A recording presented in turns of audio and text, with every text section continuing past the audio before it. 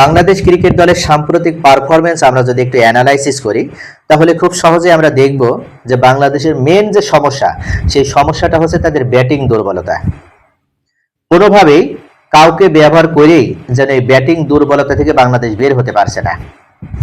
কি পারভেজ হোসেন ইমন, কি তানজিম হাসান তামিম বা সাইফ হাসান, একজন এক এক ফরম্যাটে ভালো খেলছে, অন্য ফরম্যাটে ব্যর্থ হচ্ছে। আবার একদিন যদি একজন রান পায় পরের দিন আর একজন রান পাচ্ছে না বা তিনি নিজে রান পাচ্ছে না, অর্থাৎ ধারাবাহিকতার অভাব, আত্মবিশ্বাসের অভাবটা সব থেকে প্রকট আকার ধারণ করেছে। এই সময়ে বাংলাদেশ দলের এই ব্যাটিং যে দক্ষতা এটা আরো ইমপ্রুভ করার জন্য এবং ব্যাটসম্যানদেরকে আরো দক্ষ করার জন্য মোহাম্মদ আশরাফুলকে, সাবেক বাংলাদেশ দলের ব্যাটসম্যান, তাকে ব্যাটিং কোচ হিসেবে দলে নিয়োগ দেওয়া হয়েছে।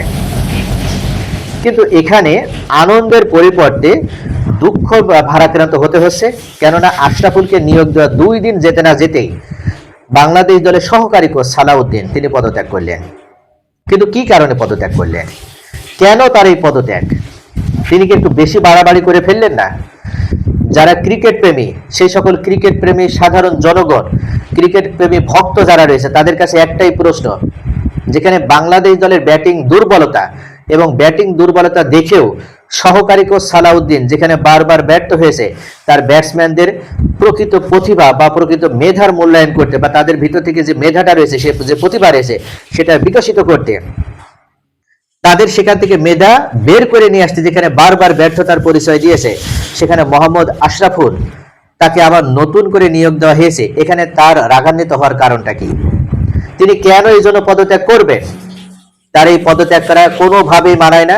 তিনি এই পদত্যাগ করার মাধ্যমে এক প্রকার তিনি নিজেকেই ছোট করলেন এবং তিনি নিজে প্রমাণ করে দিলেন যে তিনি এতটা আত্ম অহংকারী ব্যক্তি যে তিনি অন্য কারুর অধীনস্থ এই বাংলাদেশ দলের টিমকে হতে দিতে চান না।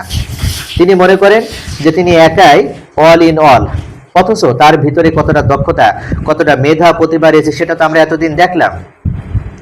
বাংলাদেশ দলের এই ব্যাটিং ব্যর্থতা আজকে নতুন নয়। সালাউদ্দিন দায়িত্ব নেওয়ার পর থেকে এবং মেহেদী হাসান মিরাজ দায়িত্বে আসার পর থেকে এখন পর্যন্ত আমরা যদি জয়ের যে রেটটা, সেই জয়ের রেটটা দেখি যে নাজমুল হোসেন শান্তর থেকেও অনেক কম। যেখানে নাজমুল হোসেন শান্ত প্রায় 40% তার জয়ের হচ্ছে যে পরিসংখ্যান, অথচ মেহেদী হাসান মিরাজের জয়ের পরিসংখ্যান মাত্র 20%-এর কাছাকাছি। এমনটা হওয়ার কথা কেন? অথচ মেহেদী হাসান মিরাজের দায়িত্বে বাংলাদেশ দলের তো আরো পরিসংখ্যানটা আরো ভালো হওয়ার কথা ছিল, কিন্তু সেখানে আরো কেন এই ঘাটতি? এটার পেছনে সব থেকে বড় যে সমস্যা সেটা হচ্ছে বাংলাদেশ দলের যে টিম কন্ডিশন এই মুহূর্তে, এই টিম কন্ডিশনের ভিতরে চরম অসন্তোষ বিরাজ করছে, চরম অশান্তি বিরাজ করছে।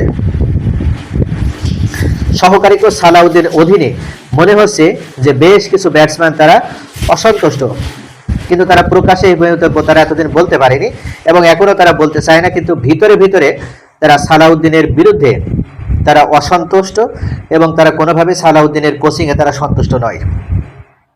এবং যখন এই ব্যাটিং কোচ হিসেবে মোহাম্মদ আশরাফুলকে নিয়োগ দেওয়া হয়েছে, তারা হয়তো একটা আশার আলো দেখতে পেয়েছিল এবং আশরাফুলকে আশার ফুল হিসেবে ব্যবহার করে তারা হয়তো নিজেদের ব্যাটিং দক্ষতা আরো ইমপ্রুভ করতে চেয়েছিল।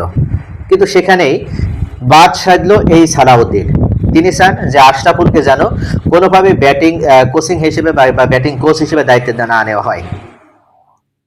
যদিও তিনি প্রকাশ্যে বলেননি, কারণটা উল্লেখ করেননি, কিন্তু তার এই পদত্যাগ দেখে মনে হচ্ছে যে তিনি আসলে আশরাফুলকে ব্যাটিং কোচ হিসেবে নেওয়ার কারণে তিনি ক্ষুব্ধ হয়েছেন এবং তিনি অসন্তুষ্ট হয়েছেন।